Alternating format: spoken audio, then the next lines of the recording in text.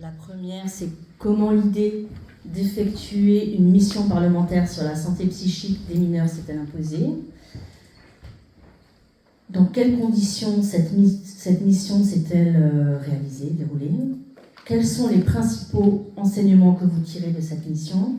Et quelles sont, selon vous, les préconisations les plus importantes contenues dans ce rapport? Voilà. Bonjour à toutes et à tous. Ça marche? Oui, parfait. Bonjour à toutes et à tous. Donc, bonjour Maya. Merci beaucoup pour cette invitation. Merci de me convier encore une fois à participer à vos belles assises de la psychologie. Et ravie donc de venir vous parler de cette mission qui était particulièrement importante pour moi. Peut-être que je vais vous rappeler juste et réexpliquer peut-être ce que c'est exactement qu'une mission d'information parlementaire. C'est en fait un travail qui se tient généralement à peu près sur 6 mois. En fait, on fait des auditions, c'est-à-dire qu'on rencontre tout un tas d'acteurs selon le sujet qu'on étudie. Là, en l'occurrence, il y a eu par exemple 25 auditions qui ont été menées. En tout, il y a une cinquantaine de personnes, donc représentants d'organismes, spécialistes, etc., qu'on a reçus et entendus. Il y a eu 4 déplacements dans différents centres, donc 2 à Paris, 1 à Toulouse et 1 en Moselle, où ma co-rapporteure, j'y reviendrai, est élue. Et je voulais préciser peut-être la différence entre une mission d'information et une commission d'enquête, parce qu'on entend parler des deux. Les commissions d'enquête, elles ont la particularité, elles ont des règles particulières pour être définies déjà, et ensuite elles sont filmées, elles sont publiques. Les gens qui viennent sont convoqués et ils doivent se présenter à l'audition, et les auditions donc sont filmées, donnent lieu à un rapport, mais surtout les gens parlent sous serment. On leur dit au départ, ce qui fait que d'ailleurs si les gens mentent, on peut derrière les accuser de parjure. Là, c'est un cadre différent pour les missions d'information. Ce que j'ai fait, c'est-à-dire que ce sont des auditions qui sont menées dans les différentes commissions thématiques ou les délégations. Là, c'était la délégation aux droits de l'enfant. Et du coup, les auditions sont dans un cadre informel, c'est-à-dire que ce n'est pas filmé. Il y a quelqu'un de l'administration qui est avec les rapporteurs et qui s'occupe de prendre un compte-rendu, ce qui permet à la fin donc de faire un rapport d'information, ça ressemble à ça. Et l'objectif, c'est bon évidemment de faire une série de constats, de citer les différentes personnes qu'on a pu entendre et d'en tirer ce qu'on appelle donc des recommandations. Je veux préciser que donc dans ce format, nous sommes 2 co-rapporteurs. Le principe, par souci d'équilibre en quelque sorte politique, c'est qu'à chaque fois, il y a un représentant ou une représentante aujourd'hui on ne peut pas parler vraiment de majorité, mais on va dire de soutien au gouvernement, et quelqu'un de l'opposition. Donc là, vous l'avez compris, j'étais l'opposition, et j'étais avec donc Madame Nathalie Collin-Osterlé, qui est membre d'Horizon. Je le précise parce que du coup, ça veut dire que ce rapport, ce n'est pas 100% ma façon de voir les choses, c'est une vision conjointe. Le principe de ce type de mission, c'est quand même d'essayer au maximum d'arriver à des positions communes, notamment pour avoir des recommandations qui sont soutenues par les 2 co-rapporteurs. Pourquoi ? Parce que ça fait un sacré point d'appui pour la suite. C'est public, n'importe qui peut aller consulter ça sur le site de l'Assemblée nationale, peut même commander la version imprimée, etc. Et ça sert de point d'appui pour les politiques publiques, pour d'autres collègues, ou nous-mêmes bien sûr, qui veulent s'appuyer dessus pour faire une proposition législative, même le gouvernement peut s'en saisir, etc., etc. Donc il y a un vrai intérêt à essayer de se mettre d'accord sur certaines choses. Ça n'empêche pas, si jamais vous allez voir le rapport, de voir qu'on peut avoir quand même des visions divergentes. On a par exemple un avant-propos, où je crois qu'on comprend assez clairement nos différences de vue entre ma co-rapporteure et moi sur certains points, et puis il y a certaines recommandations qui me sont propres, certaines qui lui sont propres, et des précisions des fois au cours du texte pour dire, voilà, moi je suis pas tout à fait d'accord avec ça, etc. Mais voilà l'idée principale de ce rapport. Je crois vous avoir tout dit sur la façon dont ça fonctionne, et au final donc on est arrivé à peu près à une cinquantaine de recommandations, dont la plupart sont portées par les deux co-rapporteurs. Ce qui veut dire quand même qu'on s'est retrouvé d'accord sur un certain nombre de constats. Et ça, je le dis, c'est quand même important parce que ça rejoint un peu, pour ceux qui étaient là ce matin, ce que disait Monsieur Gonon tout à l'heure en citant une note scientifique faite par des parlementaires et où on voyait un député, un collègue LFI et une sénatrice LR qui finalement se mettaient d'accord sur certains constats. On remarque souvent dans les travaux de ce type, mission d'information, commission d'enquête, que souvent, honnêtement, les collègues plus libéraux, néolibéraux, etc., souvent, finalement, une fois qu'ils sont face à la parole des gens, ils comprennent qu'il y a peut-être des choses à bouger et bon, du coup on arrive des fois à des choses intéressantes. J'en profite aussi pour remercier monsieur Mathieu Forgue, que je ne vois plus mais qui est dans la salle, il est tout au fond, qui a été mon collaborateur pendant 3 ans et qui a beaucoup travaillé sur ce rapport justement, et je le dis franchement, sans son travail ce rapport ne serait pas le même. Oui, on peut l'applaudir, parce que sans mes collaborateurs on n'est pas grand chose, que les choses soient claires. Ensuite, pour ce qui est de la question voilà, pourquoi ce sujet ? Alors peut-être je vais commencer par un petit point personnel, pourquoi moi je m'intéressais à ce sujet. Moi j'étais professeure de piano dans ma vie précédente, je suis membre de la commission du développement durable. Vous me connaissez peut-être pour mes travaux plutôt sur les questions du coup écologiques, l'opposition à la 69 par exemple. Je sais que ça c'est pas mal vu. Bref, mais je suis donc, comme le disait Maya, aussi membre de la délégation aux droits de l'enfant, et surtout la question de la... Alors d'abord, pour commencer, de la psychiatrie a été mon premier choc d'élu. Alors je suis désolée pour ceux dans la salle qui connaissent déjà cette histoire, je l'ai racontée plusieurs fois, mais j'ai donc été élue en juin 2022, et littéralement 3 ou 4 jours après, il y avait une grève aux urgences ici à Purpan. Donc je me suis évidemment rendue auprès des soignants en grève, et j'en ai profité pour visiter les urgences psychiatriques. Et là, donc, je me suis retrouvée aux soignantes qui étaient là et qui me montrent les conditions, évidemment, le manque de lits, l'attente, etc. Et puis qui me disent qu'il y avait 4 personnes donc, qui dormaient en consultation. Donc on me montre une salle de consultation, donc vous connaissez, il n'y a pas de fenêtre, c'est 4 murs, c'est sombre, il y a un bureau, une chaise, et on glisse là un brancard, et c'est là qu'il y a des gens. Puis après, elles me disent... Et encore là, on n'en a que 4, des fois on en a 11, ok, des fois on est obligé de sédater les gens dans les couloirs. Enfin bon, bref, vous connaissez ce tableau, moi je ne le connaissais pas. Et le moins qu'on puisse dire, c'est que ça m'a heurté de me dire que voilà, quand on était en difficulté psychique, c'est comme ça qu'on se retrouvait accueillis aujourd'hui dans notre pays avec les moyens qu'on a ou qu'on devrait avoir. Donc c'est pour ça que j'ai commencé tout de suite en fait, à m'intéresser beaucoup à ce sujet, à beaucoup travailler auprès des professionnels de ce secteur depuis le début de mon mandat. Et du coup, j'ai choisi de centrer mon travail au sein de la délégation des droits de l'enfant sur la question forcément de la santé mentale des mineurs. Donc, ravie quand on ait réussi du coup à obtenir cette mission d'information sur le sujet, parce que là j'en arrive à pourquoi ce sujet-là pour une mission. Mais en fait, il y a beaucoup de missions parlementaires, si vous regardez bien, de commissions aussi d'enquête, qui ont trait à la psychiatrie, que d'une manière générale, ou les urgences psychiatriques, que ce soit au Sénat ou à l'Assemblée nationale. Mais finalement, il n'y avait rien sur la pédopsychiatrie, et moi j'ai été très vite frappée par le nombre de professionnels qui me disaient dans les différentes rencontres ah oui, non mais là la psychiatrie c'est horrible, mais attention, là on ne parle même pas de la pédopsychiatrie, c'est pire. Donc voilà, donc il y avait déjà une grosse alerte, et puis en plus de ça, on est quand même abreuvé de messages alarmistes, les tribunes, les articles qui nous disent la santé mentale de nos jeunes va mal, etc., etc.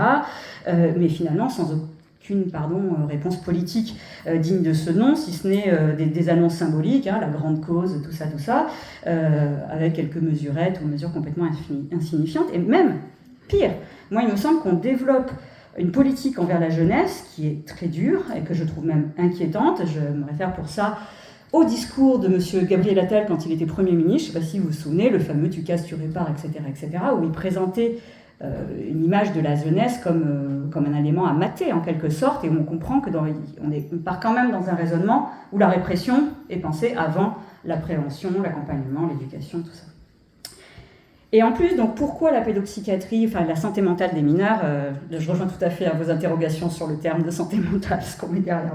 Bref, en tout cas, ça touche évidemment à la pédopsychiatrie. La santé mentale des mineurs, c'est un sujet spécifique parce que, et ça nous a été dit largement par les spécialistes qu'on a entendus, ce ne sont pas de petits adultes, ce sont des êtres, c'est bête de dire ça, mais ce sont des êtres en développement, par définition.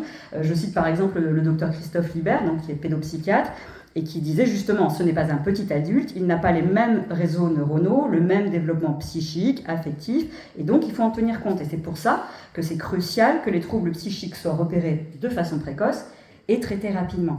Parce qu'effectivement, ce qui ressort aussi, c'est que, le terme est peut-être un peu particulier, mais il y a une forme de réversibilité des troubles, on va dire, encore plus grande que pour les adultes, d'où l'importance d'agir vite, d'y mettre les moyens, pour que ça n'impacte pas effectivement la vie d'adulte, pour qu'un trouble puisse être tout simplement passager, comme ça peut l'être pour tout le monde en fait.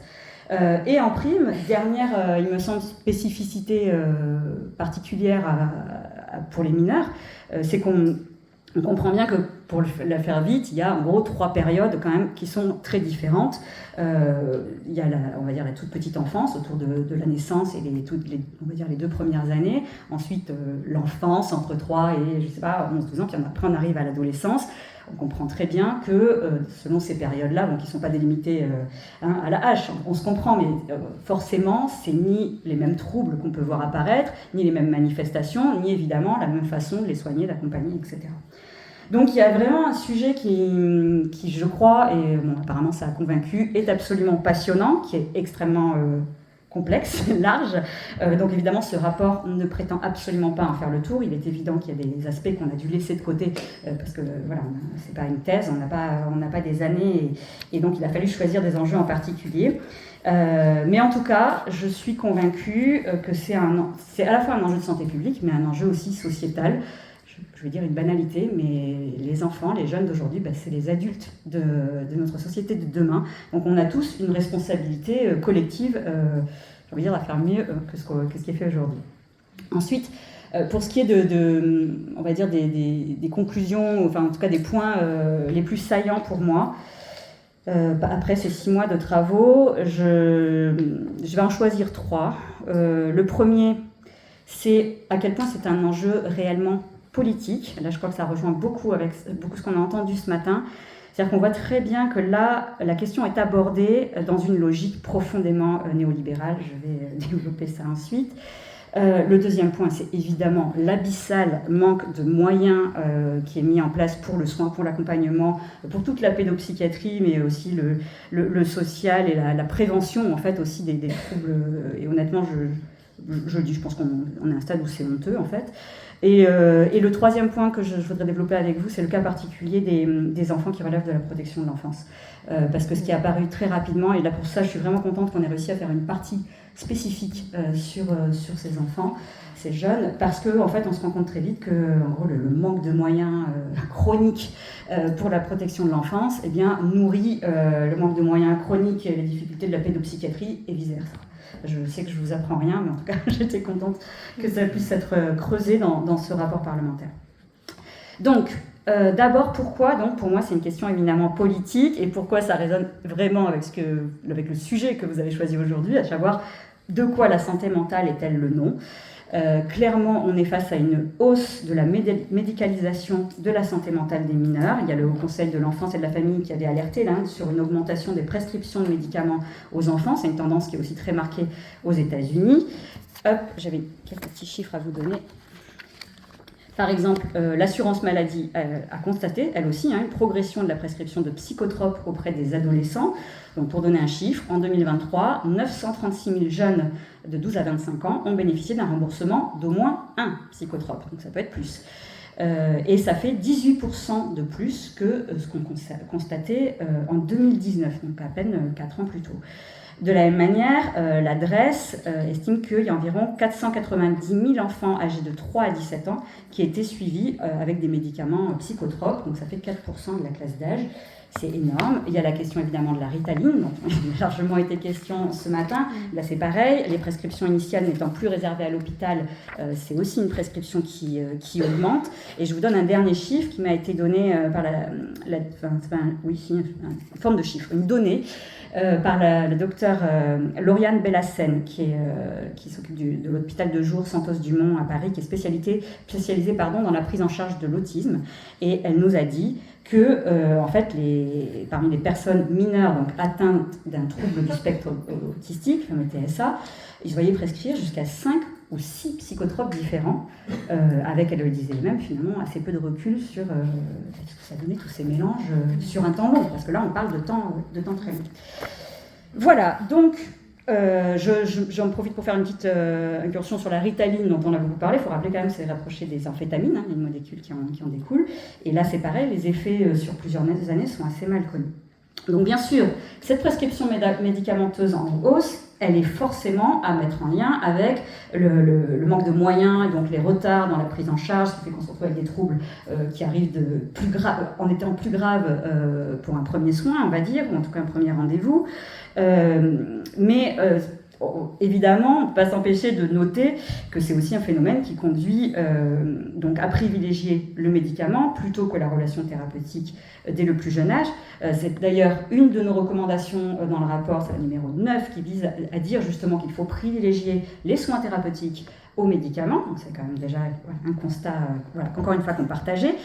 Mais aussi et peut-être surtout, on voit bien que ça va aussi dans le sens de l'industrie pharmaceutique, c'est pareil, on l'a un peu évoqué ce matin, et d'une manière générale dans la logique marchande, néolibérale, globale. C'est-à-dire que d'une manière générale, on diminue les moyens au public, on arrive à un moment donné où ça ne marche plus, c'est valable pour tous les secteurs publics, vous connaissez, et puis du coup, faut se diriger vers le privé qui, lui, quand même, cherche à faire des profits dans cette histoire. Et après, pour ne pas parler du problème de moyens, de quoi on nous parle, de quoi en tout cas les gouvernements en place nous parlent, on parle de réorganisation, d'optimisation, de mutualisation, d'amélioration de la coordination, blablabla. Sauf que quand on discute avec les professionnels, ce qui est revenu partout, c'est qu'on constatait une concentration des moyens humains et financiers sur les diagnostics. Pareil, ça a été beaucoup évoqué ce matin pour ceux qui étaient là. C'est aussi ce qu'on constate aux États-Unis, c'est ce que nous disait François Gonon ce matin. On comprend les avantages, même pour la société, c'est-à-dire que le fait d'associer un symptôme à un diagnostic précis, si possible biologique, et donc à un traitement précis, ça se prête très très bien au développement des fameux centres experts, à la vente de médicaments, bref, on est vraiment dans une vision néolibérale, marchande, et c'est pourquoi on a aussi une recommandation qui vise à réorienter justement ces moyens financiers et humains vers le soin, plutôt que vers des centres experts et des plateformes de diagnostic. Parce que ça, vraiment, ça a été quasiment unanime. Voilà, il y a un vrai problème de curseur et de où on met les moyens et surtout du résultat derrière. Parce que s'il n'y a pas de moyens pour le soin, en fait, le diagnostic, quand bien même on estime que c'est une bonne chose, ça ne fonctionne pas. Quels sont les risques, à mon sens, particuliers de cette médicalisation chez les mineurs ? Le fait d'avoir cette conception basée sur les neurosciences, ça a un côté rassurant parce que, on l'a entendu là aussi ce matin, ça attribue une cause biologique, donc ça rassure en quelque sorte les patients, les familles, mais ça donne aussi l'idée fausse que finalement il n'y a que le médicament qui permet de s'en sortir, de guérir. Au détriment donc d'une relation thérapeutique qui demande du temps long, qui demande de la confiance, etc. etc. Et ça va de pair avec une tendance globale à normer de manière de plus en plus prescriptive les pratiques des professionnels. Et ça, on le remarque par exemple de manière flagrante dans la réforme du financement en cours de la psychiatrie. Et alors justement, ça, je suis très heureuse aussi qu'on porte une recommandation à ce niveau-là, en demandant au moins de réformer le codage des actes en pédopsychiatrie. Pourquoi ? Pour valoriser ce qui actuellement ne l'est pas, c'est-à-dire les temps de concertation en équipe, les temps d'échange avec la famille, avec les différents partenaires, l'école, etc., etc. Parce qu'on sait, j'y reviendrai, que c'est tout ça en fait qui permet un soin et un réel accompagnement, si on utilisait ce mot, dans la vie du patient. Donc il y a un vrai risque avec ces histoires de diagnostic, en quelque sorte à outrance, c'est aussi d'enfermer l'enfant, le mineur, dans une espèce de case qui derrière en fait risque fort d'influencer tout son développement, parce qu'en réalité ça va influencer son entourage et l'attitude qu'ils vont avoir à son égard, que ce soit ses parents, ses frères et sœurs, ses amis, la maîtresse, le professeur, etc. Et donc on risque de les coincer dans, j'ai entendu ce matin de dire tu es TDAH, au lieu de dire par exemple tu as un trouble du développement. C'est quelque chose de très profond et donc qui du coup peut avoir des implications finalement graves sur la durée.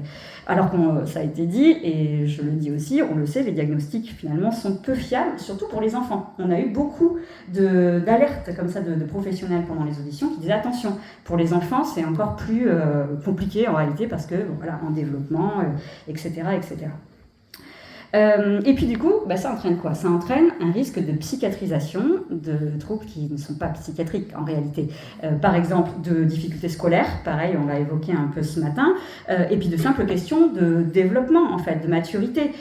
Monsieur Gonon l'a dit ce matin, mais j'avais déjà prévu d'en parler, c'est qu'on sait très bien, par exemple, que les enfants nés en fin d'année ont 2 fois plus de risques d'être diagnostiqués TDAH. Ça veut dire quelque chose quand même par rapport aux enfants nés en début d'année. Donc en fait, là, c'est simplement une question de différence différence de maturité au sein d'une même classe. Chez les petits, c'est particulièrement important, forcément. 3 mois de plus, ça fait une différence.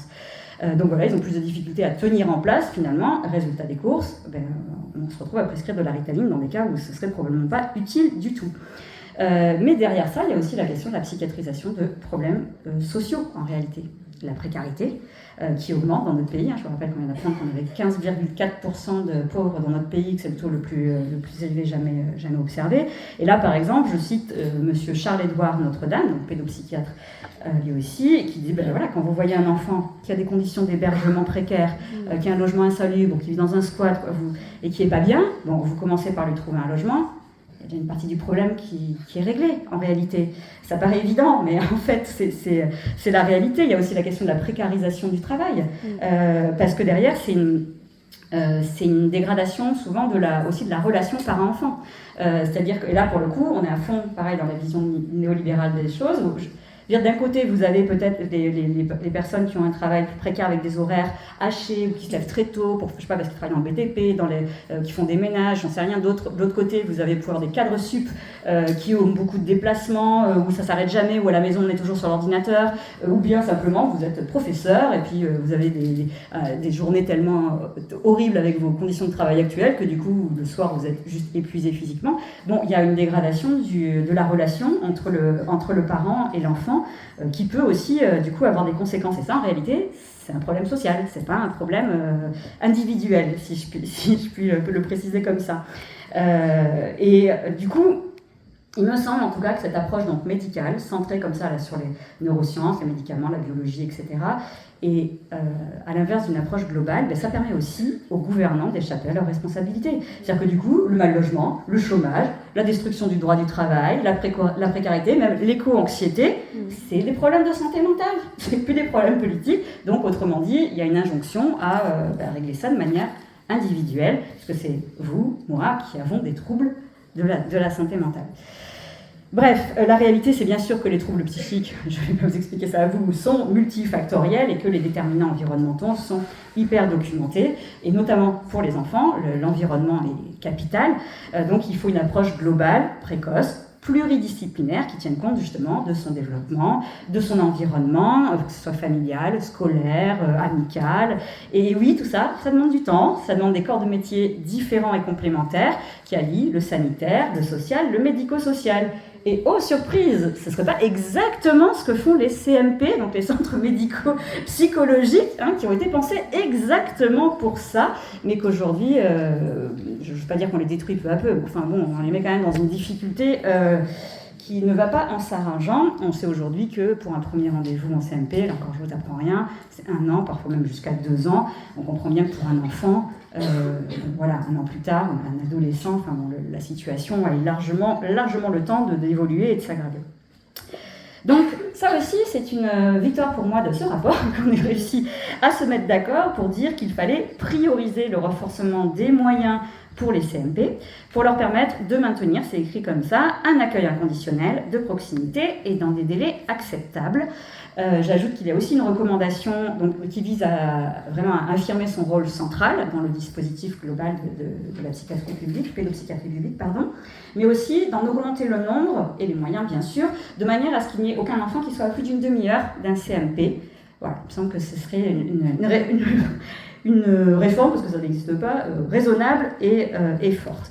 Et donc j'en arrive évidemment au manque de moyens abyssal dans lequel on se trouve aujourd'hui pour la prévention comme pour le soin.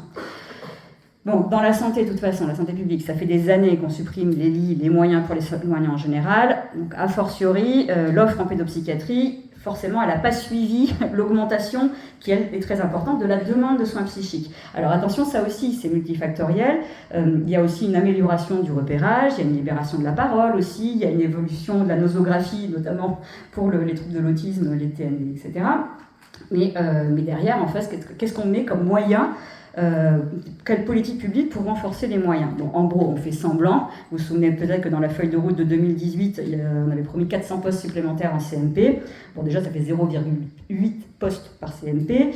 L'an dernier, on en était à 77 recrutements sur 400, donc. Et il y avait moins de 50% des recrutements qui avaient été réalisés dans les CMP IJ qui avaient été promis. Bon, de toute façon, les constats des équipes de terrain, des auditions, des différents déplacements qu'on a pu faire, c'était la même chose pour toutes les équipes, dont on a compris, encore une fois, vraiment l'importance pour elles de travailler ensemble. C'était vraiment criant, je pense que là, et ma co-rapporteure et moi, on a bien entendu ça. Mais c'est le manque de pédopsychiatres, le manque de soignants, le manque de moyens dans des situations qui sont déjà dégradées, la saturation, donc on l'a dit, des CMP, mais aussi des urgences psychiatriques, des urgences pédiatriques, des cadences insoutenables, des retards de soins qui passent sous les radars, en gros la dégradation des conditions de travail des soignantes en général et des soignants en général, et donc une forme de perte de sens aussi dans leur métier. On a proposé là-dessus plusieurs recommandations qui essaient de répondre en partie, parce qu'il faudrait évidemment une politique très large, mais répondre en partie donc, au manque de soignants et au manque d'attractivité, comme on dit, hein, des métiers autour de la pédopsychiatrie et de la santé mentale. Donc, par exemple, moi, je porte une recommandation pour favoriser l'accès des PADU, des médecins étrangers, à un travail avec un vrai visa, avec un véritable accompagnement pour qu'ils aient un statut qui ressemble à quelque chose. Mais il y a aussi une recommandation, par exemple, pour la revalorisation des consultations de pédopsychiatrie en secteur conventionné. Une recommandation pour décentraliser, pour décentraliser les formations, à la fois pour les internes de psychiatrie, mais aussi pour les infirmières spécialisées, par exemple. On a eu des témoignages d'expériences qui avaient été fructueuses. Et puis, une recommandation aussi pour la revalorisation de la rémunération des psychologues et du personnel paramédicaux qui travaillent en CMP. Il y a aussi, j'aurais pas le temps de le développer là, mais je vous précise aussi plusieurs recommandations autour de la périnatalité et des attentions particulières. Par exemple, le fait de multiplier les unités d'hospitalisation qui permettent l'hospitalisation conjointe parent-bébé, par exemple. On sait que c'est capital pour la suite. Bref. On sait que le sous-financement chronique que connaît la psychiatrie, c'est encore plus important pour la pédopsychiatrie. Et là, c'est pareil, ça nous a été largement dit, et notamment ce cri de détresse, il n'y a pas de budget fléché. Donc, ce qui fait que dans les hôpitaux, des fonds qui auraient pu revenir à la pédopsychiatrie, bon, en gros, ça va toujours un autre service en crise. On sait que de toute façon, c'est l'urgence partout. Donc voilà, ça passe à la trappe. Donc là aussi, on a une recommandation pour dire qu'il faut qu'il y ait des budgets fléchés pour la pédopsychiatrie. Donc que ça devienne en quelque sorte une priorité politique. En plus, on fait répondre, vous le savez, les équipes à des appels à projets innovants, on perd du temps, on fait des démarches, tout ça parce que ça coûte moins cher que de créer des postes pérennes. Hein. Et là, du coup, ce sont des projets qui, des fois, sont intéressants. Hein. Je ne dis pas le contraire, et vous le savez, mais qui, effectivement, ne sont pas pérennes. Et là, pareil, témoignage à peu près unanime pour dire...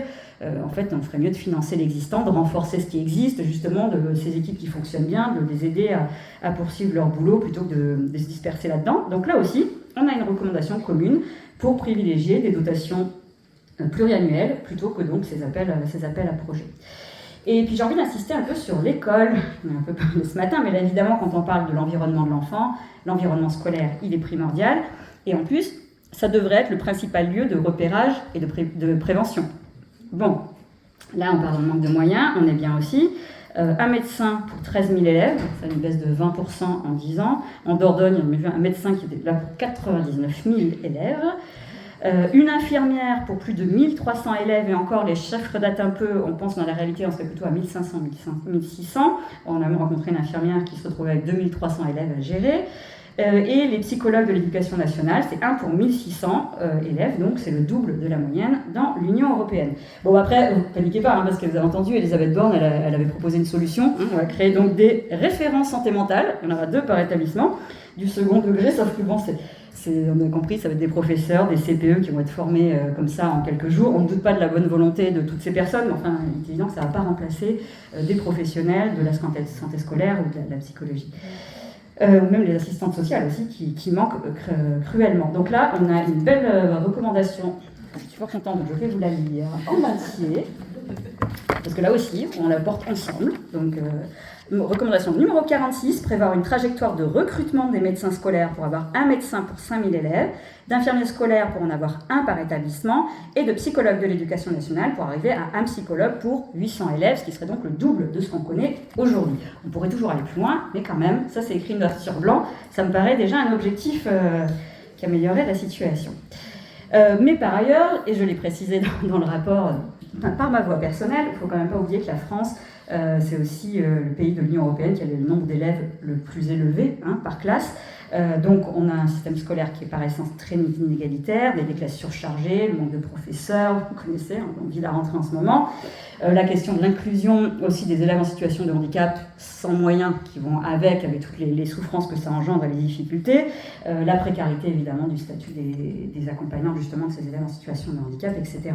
Donc on comprend que dans ce contexte-là, on ne peut pas juste former les enseignants et les jeunes aux compétences psychosociales comme le prône le gouvernement. Dans des classes de 35 élèves, ce n'est pas possible de répondre aux besoins pédagogiques et personnels de chacun. Voilà. Donc je me suis permis une recommandation personnelle pour préconiser de viser justement la moyenne européenne et de faire en sorte d'arriver à des classes de 19 élèves par classe en moyenne, histoire que les choses deviennent plus humaines. Mais malheureusement, c'est pas du tout l'ambiance actuellement, et au contraire, les réformes éducatives récentes, il faut absolument en parler, Parcoursup, la réforme du lycée, ça accentue la compétition, l'anxiété scolaire, et je vais vous dire, même moi j'étais surprise, je déteste ce truc depuis longtemps, mais j'étais surprise par le nombre de professionnels qui nous ont dit la Parcoursup, le nombre de consultations que ça me provoque. Et aussi bien les enfants que les parents, parce que c'est ça aussi, c'est qu'on se retrouve avec une anxiété généralisée et à tous les âges. Maintenant, on se retrouve y compris avec les parents qui stressent pour la maternelle. Mais c'est pas surprenant, qu'est-ce qu'elle a dit Madame Borne? Que dès la maternelle, il fallait penser à son projet professionnel. Enfin, c'est drôle, mais c'est tragique en fait, d'en arriver à des injonctions pareilles. Et donc le résultat, c'est que tout le monde stresse, tout le monde est en panique face à cette sélection permanente, à l'évaluation. On n'arrête pas. Mon fils vient de rentrer en CP, là, avec des évaluations à tour de bras. Et ça, voilà, encore une fois, profession unanime pour dire ça. J'ajoute un autre élément. Madame Claire Hédon, défenseur des droits, qui nous a alerté aussi sur le fait que des milliers d'élèves restent sans affectation, parfois jusqu'à la rentrée de septembre, parfois même plus tard. Moi, je suis souvent sollicitée en tant que députée pour ça. Et certains qui finissent même par être déscolarisés à cause, justement, de Parcoursup et du fait qu'il y a un manque de place dans les filières en tension, etc.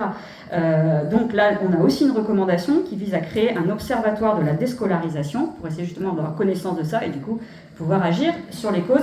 Je précise qu'évidemment, ça concerne énormément, là c'est un sujet aussi qu'on n'a pas pu traiter parce qu'il est trop énorme finalement, mais c'est la question évidemment des élèves en situation de handicap qui inclut d'ailleurs les troubles psychiques, puisque là on sait qu'il y en a énormément qui, n'ont pas l'accompagnement nécessaire, mais qui sont déscolarisés. Et on n'a aucun chiffre. C'est une vraie question sociale.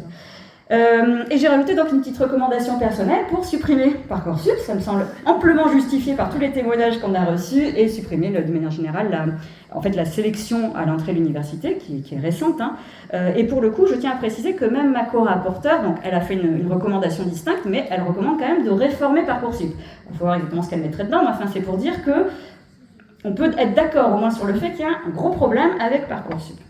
En tout cas, ce qui est sûr, c'est qu'au niveau national, tant qu'il n'y aura pas d'engagement sur les moyens, que ce soit pour la pédopsychiatrie publique, pour le secteur du médico-social, comme pour l'éducation nationale dont je viens de parler, bon, on se retrouve avec un ensemble de rustines et de promesses qui n'engagent que ceux qui les croient. On a entendu par exemple le plan Neuder qui avait été sorti, c'était avant l'été là, donc du ministre Neuder, pour la psychiatrie, et où on a eu des témoignages, y compris internes dans les hôpitaux, où même la direction disait oui, bon, enfin, sauf qu'on ne sait pas s'il y aura des budgets qui vont aller avec. Voilà.